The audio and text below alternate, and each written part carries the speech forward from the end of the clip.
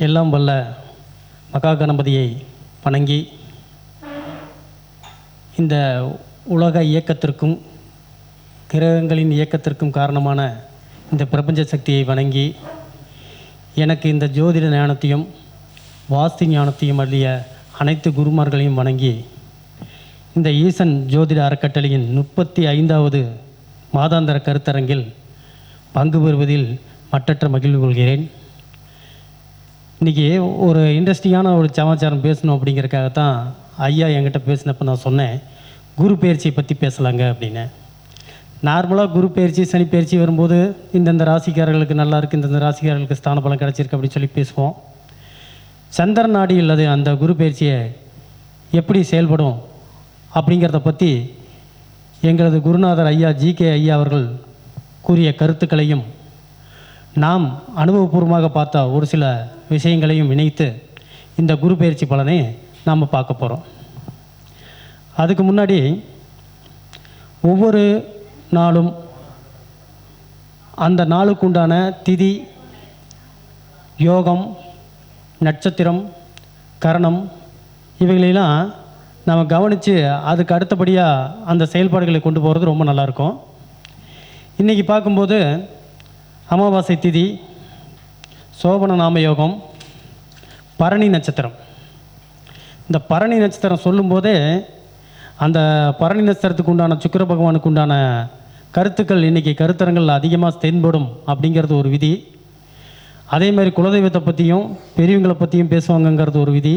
பார்ப்போம், இன்னும் நிறைய பேச்சாளர்கள் பேச போகிறாங்க. இப்போ ஐயா முதல்ல பேசினவர் நட்சத்திரத்தை பற்றி பேசினார்.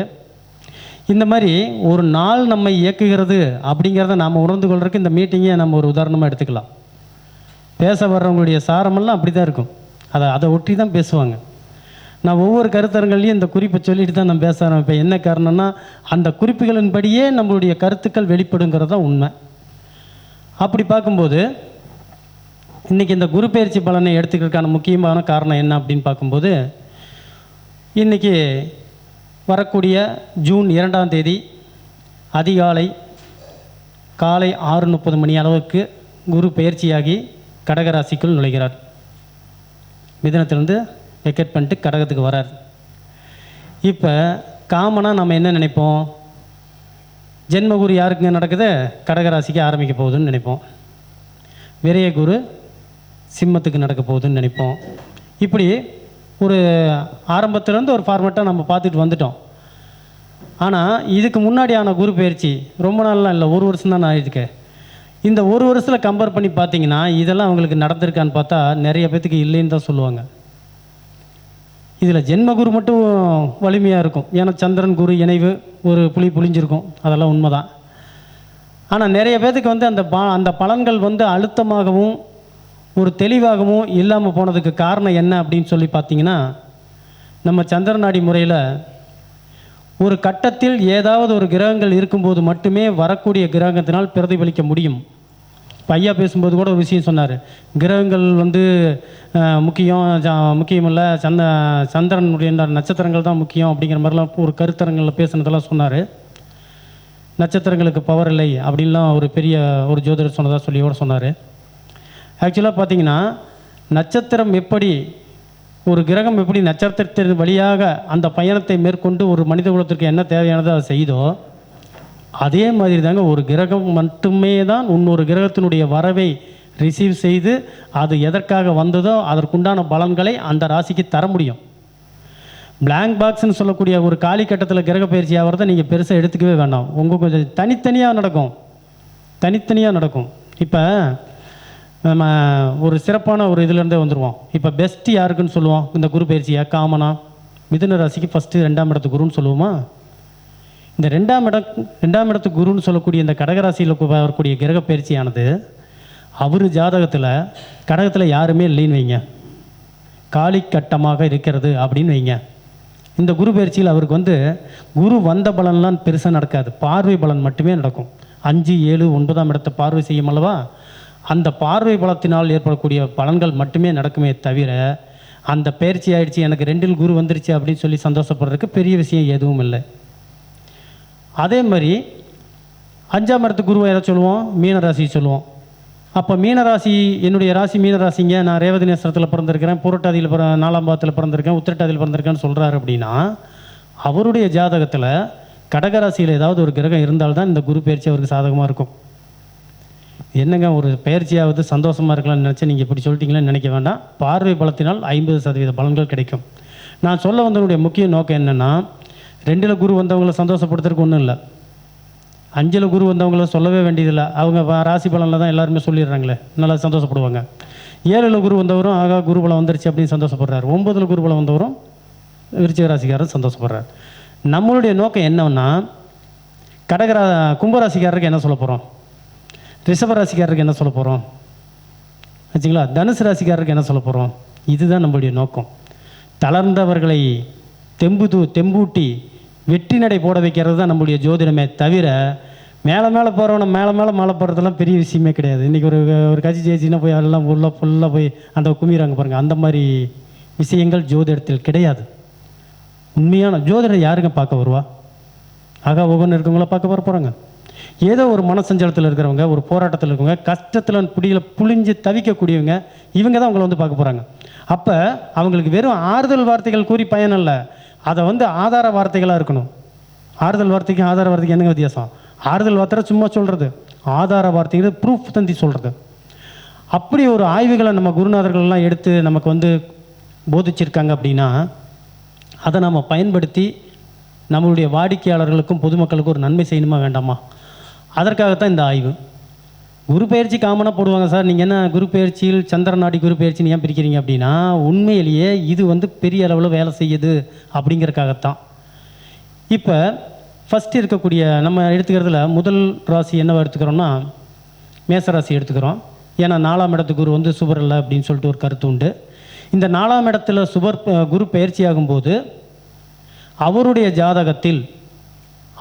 ஜாதகத்தில் ஆடி மாதம் பிறந்தவராக இருக்காருன்னு வச்சுக்கோங்க. ஆடி மாதத்தில் எங்கே சூரியன் இருக்கும், கடகத்தில் இருக்குமா, அவருக்கு இந்த வருடம் சிவராஜ யோகம் நடைபெறப் போகிறது.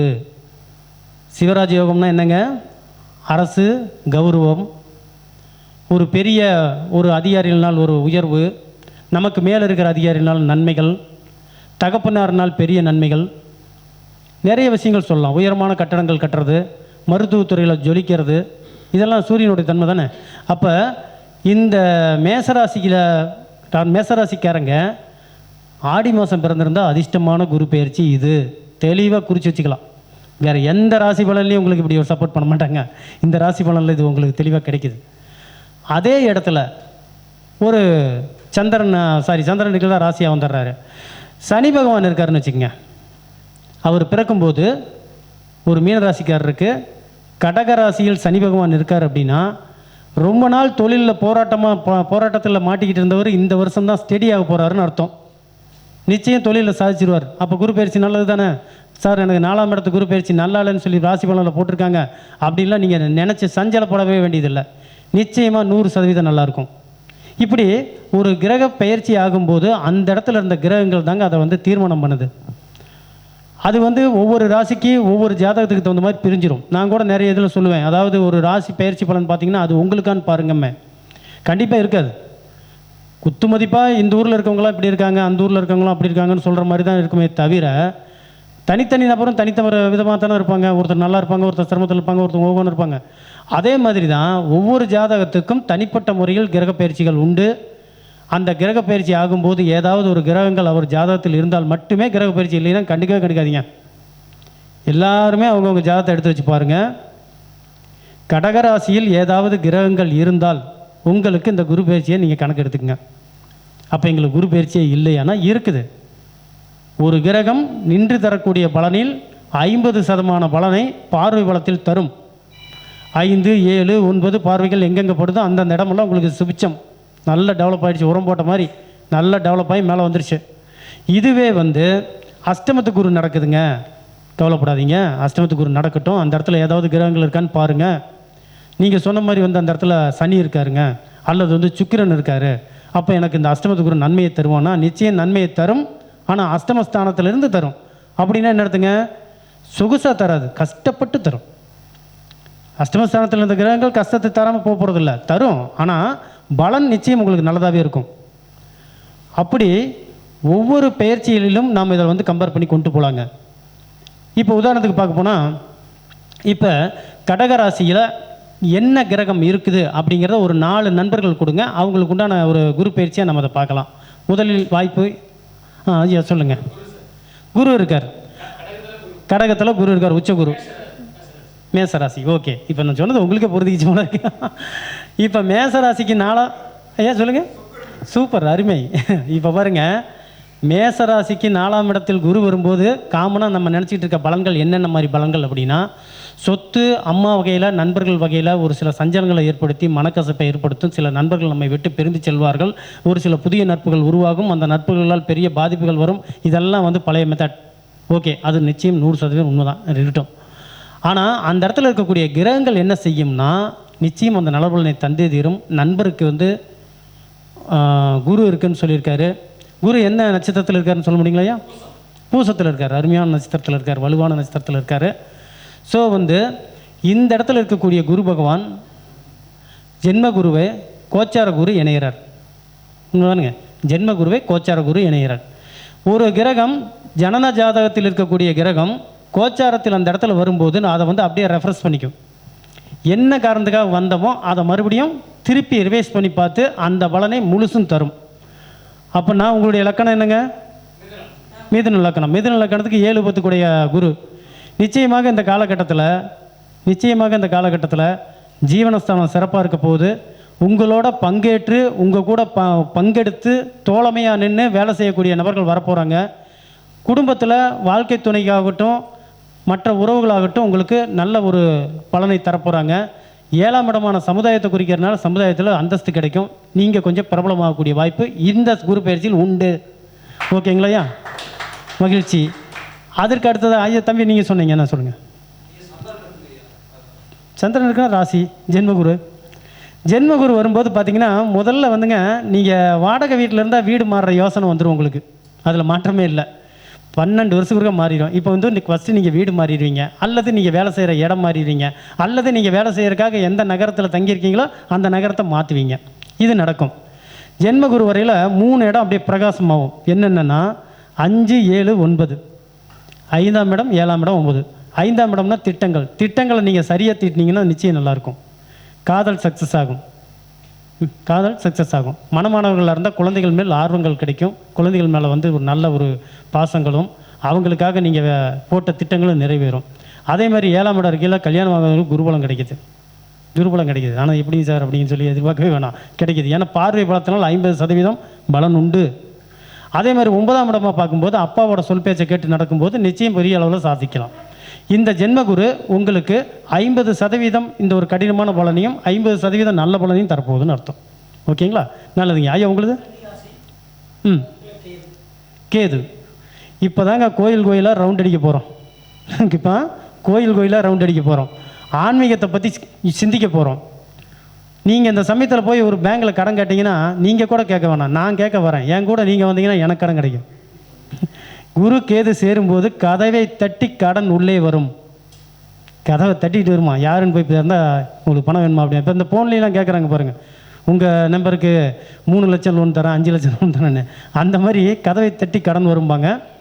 இந்த சமயத்தில் நீங்கள் என்ன செய்யணும் அப்படின்னா, கண்டிப்பாக பொருளாதாரத்தில் ரொம்ப ரொம்ப கவனமாக இருக்கணும். எப்போ இது நடக்கும்? இப்போ நம்ம மெத்தடில் ஒரு சிஸ்டம் ஒன்று வச்சுருக்கேன். என்னென்னா கால நிர்ணயம் அப்படின்னு ஒரு சிஸ்டம் வச்சுருக்கேன். ஒரு விஷயத்த சொல்கிறேன், சரி, அது எப்போ நடக்கும்? திசாபுத்தி வரும்போது நடக்கும், அது ஒரு பொதுவான பலன். திசாபுத்தி வரும்போது எப்போ நடக்கும்? அந்த அந்தரத்தில் நடக்கும். அந்த அந்தரம் நடக்கையில் எப்போ நடக்கும்? வரிசையாக போகலாம், பிராணம் வரைக்கும் போகலாம். ஆனால் அந்த கால நிர்ணயங்கிறது ஒரு கிரகம் உட்கார்ந்துருக்கிற அந்த பாகையை கோச்சார கிரகம் தாண்டும் போது அக்யூரேட்டாக அந்த நாளில் தான் அது நடக்கும். அப்படி பார்க்கல கேது எங்கே உட்காந்துருக்காருங்க? பூசத்தில் எத்தனாவது பார்த்துலீங்க? 3வது பாதம். பாகை முறையில் அது எத்தனாவது டிகிரியில் உட்காந்துருக்கோ அதே டிகிரியை குரு பகவான் சந்திக்கும் போது அதற்கு முன்னாடி 3 டிகிரி பின்னாடி 3 டிகிரி +or-3 டிகிரி, அந்த டிகிரியை தாண்டும் போது அந்த கடன் உங்களுக்கு வரும். அந்த சமயத்தில் மட்டும் நீங்கள் ரொம்ப ரொம்ப ரொம்ப கவனமாக இருந்துக்கணும். அதுக்காக வந்து குரு கேது இணைஞ்சிருச்சு, எனக்கு கடனாக போகுது 1 வருஷம் இருந்தீங்கன்னா ப்ரெஷர் வந்துடும். நான் அதுக்காக தான் அந்த கால நிர்ணயங்கிற ஒரு அமைப்பை உருவாக்கினேன். இந்த கால நிர்ணயங்கிறது ஆக்சுவலாக எந்த புக்லேயும் கிடையாதுங்க, எந்த வாதியாரும் சொல்லித்தரல. இந்த கால நிர்ணயங்கிறது நானும் யோசனை பண்ணி குருமார்களுடைய ஆலோசனையை எடுத்துக்கிட்டு அதையும் இதையும் கம்பேர் பண்ணி இந்த ஒரு நட்சத்திர காலகட்டத்தில் இது நடந்துச்சா, முன்னாடி இருக்கிற கால நிர்ணயத்தை போய் பார்க்குறது நடந்துச்சா இல்லையா பார்க்கலாம். ஒரு தசாபுத்தியில் தரக்கூடிய பலன்களும் கால நிர்ணயத்துக்கு கரெக்டாக வரும். இந்த கால நிர்ணயத்தை கம்பேர் பண்ணி பார்க்கும்போது அந்த பூச நட்சத்திரத்தில் 3ஆம் பாதமோ 2வது பாதத்துலேயும் அந்த குரு பகவான் உட்காந்துருக்க அந்த இடத்துல, அதாவது கேது உட்காந்துருக்கிற அந்த இடத்த குரு தாண்டும் போது கடனாயிரும். அப்போ நமக்கு வந்துங்க ஒரு பாதத்துக்கு எத்தனை நாள் எடுத்துக்கிறார் குரு பகவான் தாண்டறக்கு தெரியுங்களா? 12 நாள் எடுத்துக்குவார் சார், கரெக்டுங்களா? 12 நாள் எடுத்துக்குவார் ஒரு பாகையை தாண்டறக்கு. மொத்தம் எத்தனை பாகை? 30 பாகை. கரெக்டாக வந்துருச்சுங்களா கணக்கு? அப்போ அந்த 12 நாள்னா ப்ளஸ் ஆர் மைனஸ் 3 நாள் நான் சொல்கிறேன். அப்போ 6 நாள் ஆச்சுங்களா? 6 × 12 60, 72 நாள். 72 நாள் முடிஞ்சதுன்னா வெளியூர் கிளம்பிடுங்க. என்ன சார் வெளியூர்லாம் போச்சுருங்க? வெளியூர்னா அப்படியே இல்லை, அப்படியே ரவுண்ட்ஸ் போங்க, கோயில் குளம்லாம் பாருங்கள். குருக்கு எது சேரும்போதெல்லாம் நல்ல ஞானம் வரும், அருமையாக ஞானம் வரும், சிறப்பாக இருக்கும். இது ஒரு பக்கம். இதுக்கு நமக்கு முன்னாடி பேசின ஐயா தனகோடி ஐயா ஒரு விஷயம் சொல்லிட்டு போனார் இல்லையா, சார ஜோதிடம். அதில் ஒரு பாயிண்ட் இருக்குது. என்னென்னா, கேது ஒரு வேளை உங்களுடைய லக்கணத்துக்கு யோகராகவும், அதாவது யோகருடைய நட்சத்திர சாரத்தில் இருந்தாலும், அல்லது கேது நின்ற நட்சத்திராதிபதி சனி பகவான் நல்ல ஸ்தானத்தில் லக்கணத்துக்கு உட்காந்துருந்தாலும் கொஞ்சம் கூடுதலாக நல்ல பலன்கள் கிடைக்கும். அது வந்து அடிஷனல். கன்னிய லக்கணத்துக்கு பாதகாதிபதி சொல்லுங்கள், என்ன லக்கணம்? சிம்ம லக்கணம், ரிஷப லக்கணம். ஓகே, ரிஷப லக்கணத்துக்கு ஓகே. இப்படியும் ஒரு கூடுதலாக பலன் எடுத்துக்கலாம். அதுக்கு அடுத்தது அடுக்கையில் வந்துங்க, இப்போ உங்களோட இதில் கணக்கில் பார்க்கும்போது அந்த குறிப்பிட்ட 72 நாட்கள் நீங்கள் ஜாக்கிரதையாக இருந்தால் போதும். மற்றபடி வந்து குரு கேது இணைவுங்கிறது பெரிய பாதிப்பை தராது. அந்த 72 நாட்கள் மட்டும் கண்டிப்பாக ஜாக்கிரதையாக இருக்கணும். ஓகேங்க. அடுத்த கேட்டிங்களா? ஆமாங்க, அந்த நட்சத்திரத்தில் தாண்டும் போது இப்போ நீங்கள் அங்கே நிற்கிறீங்க, சார் இங்கே நிற்கிறாருன்னா நான் ஃபஸ்ட்டு உங்களை பார்க்குறேன், அடுத்தது உங்களை தான் பார்க்கணும். அந்த இடத்துல வரும்போது உங்களுக்கு சம்மந்தப்பட்ட ஃபங்க்ஷன் நடக்குதுன்னு அர்த்தம். ஆமாம், ஆயில்யத்துக்கு அதுதான் சார், அந்த இடத்த தாண்டும் போது தான். கேது இருக்குங்களா ஆயில்யத்தில்? ஓகே, கண்டிப்பாக அந்த 72 நாள் நீங்கள் கணக்கு வச்சுங்க. வேணும்னா நம்ம எங்கேயும் போக போகிறதில்ல, அடுத்தடுத்த மீட்டிங்களை சந்திக்க தான் போகிறோம். கண்டிப்பாக சொல்லுங்கள், நிச்சயம் நடக்கும். இதை வந்து கம்பேர் பண்ணுறதுக்கு இன்னொரு விஷயமும் சொல்கிறேன் நான். புனர்பூசம் 1, 2 பாதத்தில் கேது இருக்கிறவங்களுக்கு இந்த விஷயம் நடந்திருக்குமா இருக்காதா? இப்போ நடந்திருக்குல்ல, கண்டிப்பாக நடந்திருக்கும். கால நிர்ணயம் யாரையும் ஏமாத்தாது. இந்த கால நிர்ணயத்தை பற்றி ஒரு தனி விஷயமே இருக்குது. ஒரு 1 hour பேசலாம், 1 hour 2 hours பேசலாம் கால நிர்ணயத்தை. அந்தளவுக்கு விஷயங்கள் உண்டு. அந்த தாண்டி வந்து அவங்களை கேட்டால் கண்டுபிடிச்சிடலாம். சார் எனக்கு நடந்துருச்சுங்க சார், அப்போ அடுத்தது எனக்கு கிடைக்க போகுதுங்க அப்படின்னு தானே அர்த்தம். இது சுபத்துக்கும் உண்டு. ஐயா சொன்னார் சுக்கிரன் இருக்குன்னு. ஐயா நீங்கள் தானே சொன்னீங்க சுக்கிரன் இருக்குன்னு சொன்னார். சுக்கிரன் இருக்கக்கூடிய நட்சத்திர பாதங்க பூசம் 2. அதே 72 நாள் ஐயா நிச்சயமாக ஒரு காரை வாங்க போகிறாரு, நகை நட்டு செய்ய போகிறாரு, பக்காவாக ட்ரெஸ் பண்ண போகிறாரு. அது வரைக்கும் வீட்டு பேரில் கடன் இருந்துச்சுன்னா அதை கட்டி வீட்டை நிவர்த்தி பண்ண போகிறாரு, அல்லது புதிய வீட்டை கட்ட போகிறார். ஏற்கனவே தொழிலில் கோடிக்கணக்கில் சரிஞ்சிருந்தலாம், நஷ்டத்தையெல்லாம் ஈடு கட்டி மேலே வர போகிறார். ஐயா சந்தோஷமாக இருக்கிறதா? ஏற்கனவே நடந்தது. அதனால் வந்துங்க அதிச்சாரத்தில் பார்த்தீங்கன்னா உங்களுக்கு அக்டோபரில் போகும். அக்டோபரில் வந்து அக்டோபர் 31ஆம் தேதி போகுங்க அதிச்சாரத்தில். அதிச்சாரங்கிறது பார்த்தீங்கன்னா அவசரகதி வேலைங்க சார், அதை பற்றி கவலைப்பட வேண்டியதில்லை. அது இன்னொரு ஜோதிட குருமார் கூட ஒன்று சொன்னார், அதிச்சார பயிற்சியை நீங்கள் எடுத்துக்கவே வேண்டாம்னு சொல்லியிருக்காரு. ஏன்னா அதிச்சார பயிற்சிங்கிறது அள்ளித்தெளித்த கோலம் ஒன்றும் இப்போ வலுவாலாம் இருக்காது. அவசரமாக சொல்லிட்டு போனான்னு தெரியல அப்படின்னு நம்ம சொல்கிற முடியாது, அந்த மாதிரி தான் இருக்காது. அவசரகதியாக வரக்கூடிய பயிற்சிகளும் சரி, திடீர்னு பலவிடன்னு வளர்ந்துக்கிட்டு போகிற விஷயங்களும் சரி நிலைக்காது. படிப்படியாக வர்றது மட்டும்தான் நிலைக்கும். வேகமாக வளர்றது வேகமாக விழுந்துடும், செய்யவே கூடாது. அதனால் வந்து பார்க்கல இந்த அமைப்பு இருக்குது. இப்போ வந்துங்க, இப்போ ஒரு 4 எக்ஸாம்பிள் பார்த்துட்டோங்களா. இப்போ அடுத்தது இதுக்கு போகலாம், கிரகங்களுக்கு போகலாம். சூரியன் கடகத்தில் இருந்தால் அதுக்கு தான் நம்ம பார்த்தோம்.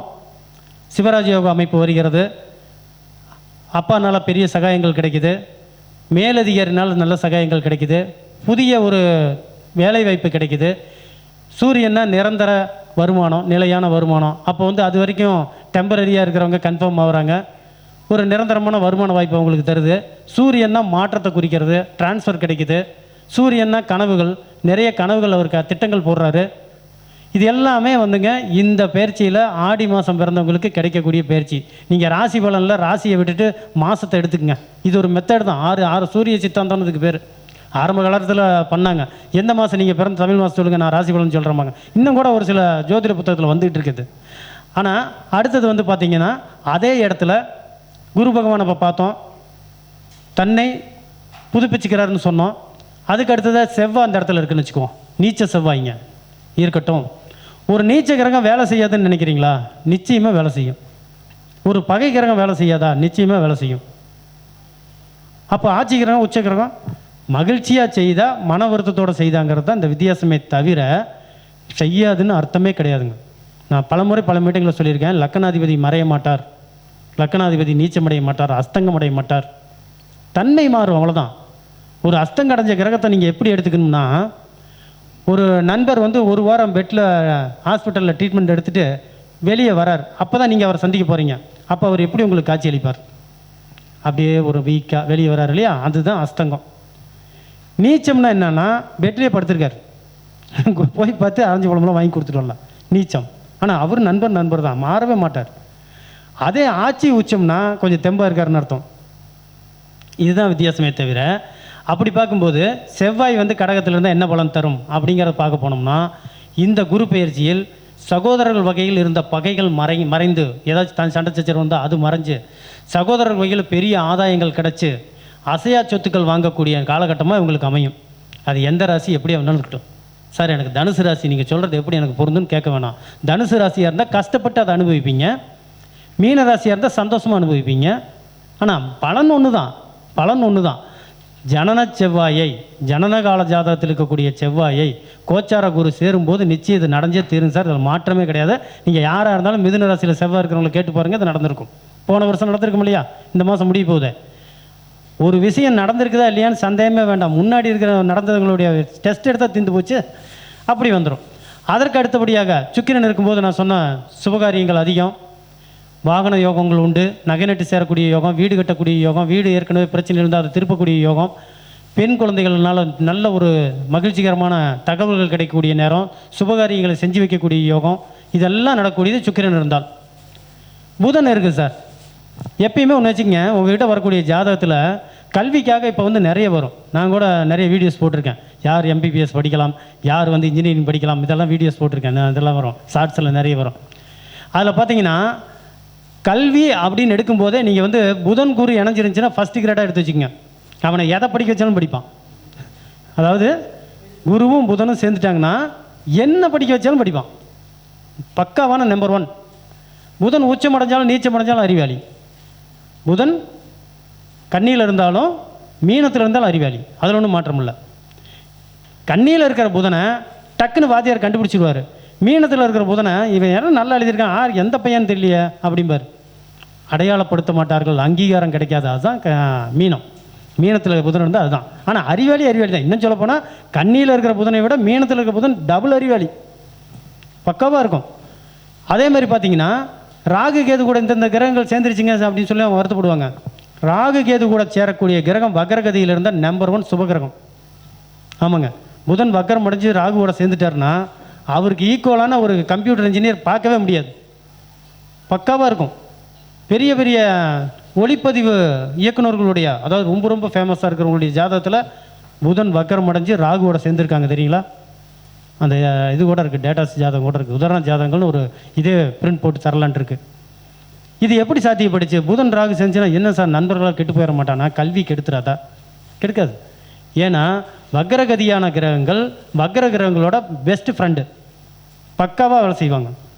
அப்படி பார்க்கும்போது இந்த புதன் கடகத்தில் இருக்கிறவங்க இந்த வருட கல்வி படிப்பு மிகச்சிறப்பாக இருக்கும். இது வரைக்கும் சுமாராக படிச்சுட்டு இருந்த குழந்தை கூட சூப்பராக படிப்பான். சார் நான் வியாபாரி, எனக்கு ஒரு 45 வயசு ஆகுது, எனக்கு எப்படி பலன் அப்படின்னா, இதுக்கு மேலே தான் உங்களுடைய தொழில் வகையில் பிஸ்னஸ் வகையில் சிறப்பான முடிவுகள் எடுப்பீங்க. ஃபண்டு மேனேஜ்மெண்ட் அப்படிங்கிறது இனிமேல் தான் உங்களுக்கு கிடைக்கும். அது கூடுதலாக வந்து ஆர்சி திருத்தம் பண்ணுவீங்க, நேம் ட்ரான்ஸ்ஃபர் பண்ணுவீங்க. இந்த கடகராசிக்காரங்களுக்கும் குரு வந்து கடகத்தில் இருக்கிறவங்களுக்கும், அதாவது புதன் கடகத்தில் இருக்கிறவங்களுக்கும் இந்த சமயத்தில் பேர் மாற்றம் பண்ணாங்கன்னா எடுபடுங்க. எங்கள் ஐயா கூட சொல்லியிருக்கார். என்னென்னா, எங்கள் குருநாதர் ஜிகே ஐயா சொல்லியிருக்காரு, நீங்கள் அதிர்ஷ்ட பெயர் மாற்றினீங்கன்னா, அதிர்ஷ்ட பெயர் நியூமராலஜியில் பார்த்து மாற்றுறீங்க அப்படின்னா கண்டிப்பாக வந்து புதன் திசையோ புதன் புத்தியோ புதன் அந்தரமோ இருக்கும்போது செய்யுங்க, இல்லைன்னா அது ஒர்க் ஆகாதுன்னு சொல்லியிருக்காரு. அது உண்மைதான். அந்த ஒரு காம்பினேஷனை இந்த குரு பயிற்சியில் நம்ம எடுத்துக்கலாம், நிச்சயமாக நல்லாயிருக்கும். அதற்கு அடுத்ததாக ராகு இருக்காரு சார். ராகு குரு சேரும்போது இது வரைக்கும் குழந்தைங்க இல்லைன்னா இப்போ ட்ரீட்மெண்ட் பண்ணுங்கள், குழந்தைங்க கிடச்சிரும். இது வரைக்கும் குழந்தைங்க இல்லைன்னா இப்போ ட்ரீட்மெண்ட் பண்ணுங்கள், குழந்தைங்க கிடச்சிரும். அந்த விஷயத்தில் இது நம்பர் 1 ப்ளஸ் பாயிண்ட். அதே சமயம் ராகு குரு சேரும்போது இந்த குரு சண்டால யோகம் எதுவும் பாதிக்காதா அப்படின்னா பாதிக்கும். நான் சொன்ன 72 நாள் பாதிக்கும். தப்பிக்கவே முடியாது, தப்பிக்கவே முடியாது. நான் சொல்கிறது நோக்கம் என்னென்னா, பயந்துக்கிட்டே ஒரு வருஷத்தை ஓட்ட வேண்டாங்கிறேன். ஐயோ பாதிக்குது பாதிக்குது பாதிக்குது, இப்படி ஆயிருமா அப்படி ஆயிருமா. கவலை மட்டுமே மனிதனை கொல்லும் சார். நீங்கள் கவலை தான் மனிதனை கொல்லும். நீங்கள் வந்து கெட்டது நடந்துருமோன்னு நினைக்கிறது நடக்கிறத விட கொடுமையானது. நடந்துட்டால் கூட தப்பு இல்லை, அந்த மாதிரி ஒரு பிரச்சனையை தந்துடும். அதனால் ராகு குரு இணைவு இருக்கிறவங்க, அதாவது கடகத்தில் ராகு இருக்கிறவங்க இந்த குரு பயிற்சியை என்ன பண்ணோம்னா, அந்த 72 டேஸ் எத்தனை ஞாயிற்றுக்கிழமை வந்தாலும் அத்தனை ஞாயிற்றுக்கிழமையும் ராகு காலம் சாயந்தரம் 4:30 to 6 புற்றுக்கண்ணுக்கு போய் வழிபாடு பண்ணுங்கள். 5 தீபம் ஏற்றுவீங்க. அதுக்குன்னு ஒரு வழிபாட்டு முறை இருக்குது. அது கூட எனக்கு நம்பரில் காண்டாக்ட் பண்ணிங்கன்னா நான் உங்களுக்கு அனுப்பிச்சி விட்றேன். எளிமையான வழிபாட்டு முறை. இதை வந்து தொடர்ந்து செய்யுங்க. முடிஞ்சதுன்னா திருநாகேஸ்வரம் போயிட்டு வாங்க. மேக்சிமம் எந்த விதமான பெரிய திட்டங்களுக்குள்ளார நீங்கள் இன்வால்வ் ஆகாதீங்க. பெரிய ப்ராஜெக்ட்னு சொல்லி உங்களை இழுத்துட்டு போய் உட்கார வச்சாங்கன்னா போயிடாதீங்க, ஜாமீன் போட்டுறாதீங்க. அதே மாதிரி மருத்துவருடைய ஆலோசனை இல்லாமல் மருந்துகள் எடுத்துடாதீங்க. இதை மட்டும் பார்த்துக்கிட்டா போதும். குடும்பத்தில் முடிஞ்ச அளவுக்கு பொறுமையை கடைபிடிங்க. பூசணிக்காய் நம்ம பண்டிட்டையா சொல்லிக் கொடுத்த பரிகாரம் அது. பூசணிக்காய் ராகு குரு சேர்ந்து அந்த பூசணிக்காய் பரிகாரம் சொல்லிக் கொடுப்பார்.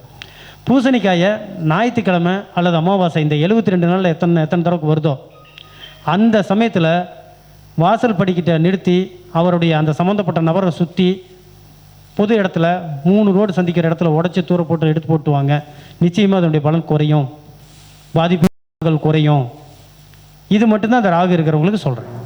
சுருக்கமாக சொல்லிட்டோம், விளக்கமாக நம்ம டைரெக்டாக கேட்டுக்கலாம். அதற்கு அடுத்ததாக பார்க்குறோம், இப்போ கேதுவையும் பார்த்துட்டோம், சனி பகவானை பார்க்குறோம். ரொம்ப முக்கியமானவர். இன்றைக்கி சனி பிறந்த நாளுங்க. ஒரு ஹாப்பி பர்த்டே அவருக்கெல்லாம் சொல்லிடுவோம் ஆச்சுங்களா. சனி பகவான் உலகத்தினுடைய ஏக்கம். ஒவ்வொரு ஜீவராசியும் உசுரோடு இருந்தால் தானே உலகம் இயங்கும். அந்த உயிரை தருபவரே அவர் தானே, ஆயுள் காரகன் இல்லையா. கண்டிப்பாக அவரை வாழ்த்தி வணங்கி வழிபடுவோம். இப்போ இந்த சனி பகவான் வந்து கடகராசியில் இருக்கிறவங்களுக்கு இந்த குரு பயிற்சி தொழிலை சிறப்பாக அமைச்சு கொடுக்க போகுது. மிக மிக சிறப்பாக அமைச்சு கொடுக்க போகுது சார். ஒரு வருஷம் இருக்குது. எப்போ அமைக்கும்? இந்த 72 நாள் தான். எந்த 72 நாளுங்க? நீங்கள் இந்த நட்சத்திரத்தில் அந்த சனி பகவான் இருக்காரோ அதுக்கு 72 நாள் சென்டராக எடுங்க. இப்படி 36 நாள், இப்படி 36 நாள் எடுங்க, சரியாக வரும். நடக்கலிங்க, நடந்தே தீரும். சரி, அந்த சமயத்தில் தசாபுத்தின்னு ஒன்று பார்க்க வேண்டாமானா பார்க்கணும். தசாபுத்தி பலன்கள் அபிரிதமாக இருக்கும், கோச்சார பலன்கள் கொஞ்சம் குறைவாக இருக்கும். ஆனால் ஒரு சில கோச்சார பலன்கள் வாழ்நாள் முழுக்க நீடிக்கும் தெரியுங்களா. ஒரு 7.5லையோ ஒரு பாதிப்பான ஒரு சூழ்நிலையிலையோ ஒரு 25 நாள் 30 நாள் கோச்சார பலனில் பாதித்த நபரை ஒரு 10 வருஷம் மேலே எந்திரிக்க முடியாமல் தடுமாறதெல்லாம் உண்டு. கோச்சார பலன் அப்படி தள்ளி விட்டுற முடியாது. அதில் தசாபுத்தி வந்து உங்களுக்கு ஒரு ஃபேவராக இருந்துச்சுன்னா இந்த கோச்சார பலன் அபிரிதமாக இருக்கும். தசாபுத்தி கொஞ்சம் வீக்காக இருக்குது அப்படின்னா இது பட்டும் படாமல் தொட்டு துடைச்ச மாதிரி இருக்கும். ஆனால் பலன் நடந்தே தீரும். ஒரு சில வலிமையான பலன்கள் அவருக்கு நடந்துச்சுன்னா அந்த பலன்கள் அப்படியே காலகாலத்துக்கு தங்கும். அது என்ன சார், ஒரு சில பேர் மட்டும் எப்பயோ ஒரு சமயத்தில் சம்பாரிச்சாங்க, இன்றைக்கி வரைக்கும் நல்ல முறையில் இப்போ ஆகா போகான்னு இருக்காங்க. நாம் ஒரு சில பேர்த்த பார்த்தா திடீர்னு மேலே வராங்க, திடீர்னு கீழே இறங்குறாங்க. இதுக்கெல்லாம் என்ன காரணம்? சகட யோகமாக என்ன இதுலாம் நமக்கு ஒரு சில குழப்பங்கள் இருக்கும். ஒரு ஜாதகத்தில் 9ஆம் இடம்னு சொல்லக்கூடிய பாக்கியஸ்தானாதிபதி வலுத்து இருந்தால் கோச்சாரமாகட்டும் தசாபுத்தி ஆகட்டும் ஒரு சின்ன பீரியடு, ஒரு சின்ன டியூரேஷன், ஒரு 45 நாள், ஒரு 60 நாள், ஒரு நல்ல நேரம் உங்களுக்கு வந்தால் கூட அது வந்து அடுத்த சந்ததி வரைக்கும் கை கொடுக்கும். ஆனால் அது வீக்காக போயிடுச்சுன்னா அப்படியே வரும் போகும் மேஜிக். இந்த மேஜிக் ஜாதகத்துக்காரங்களாம் கொஞ்சம் உஷாராக இருக்கணும். பணம் வரும்போது டக்குன்னு அந்த பணத்தை வந்து அடுத்தவங்க பேரில் நிலத்தை வாங்கி போட்டுருணும், கையில் வச்சுருக்கவே கூடாது. போயிடும், வந்துட்டு போயிடும். அதனால் இந்த பாக்கியஸ்தானமும் இதில் முக்கியம். ஆக மொத்தம் பாக்கியில் இந்த 9 கிரகங்களுக்கும் பார்த்தோம். இந்த விதத்தில் நம்ம வந்து இந்த சந்திரநாடி பலனை எடுத்து பார்த்தோம்னா இன்னும் சிறப்பாக இருக்குது அப்படின்னு கூறி இந்த ஒரு அரிய ஒரு வாய்ப்பை கொடுத்த பண்டிட் பாலசுப்ரமணிய ஐயா அவர்களுக்கும் இந்த அறக்கட்டளையின் அனைத்து நிர்வாகிகள், துணைத் தலைவர் விஸ்வநாதன் ஐயா, செயலாளர் பாலமுருகன் ஐயா, துணைச் செயலாளர் திருமதி அம்மா உமா மகேஸ்வரி அவர்கள், பொருளாளர் சுப்பிரமணியம் ஐயா அவர்களுக்கும் நன்றியை தெரிவித்துக் கொண்டு விடைபெறுகிறேன். எனது பெயர் MA ஜெகநாதன். என்னுடைய தொலைபேசி எண் 73 73 6000 33 7373600033. நன்றி, வணக்கம்.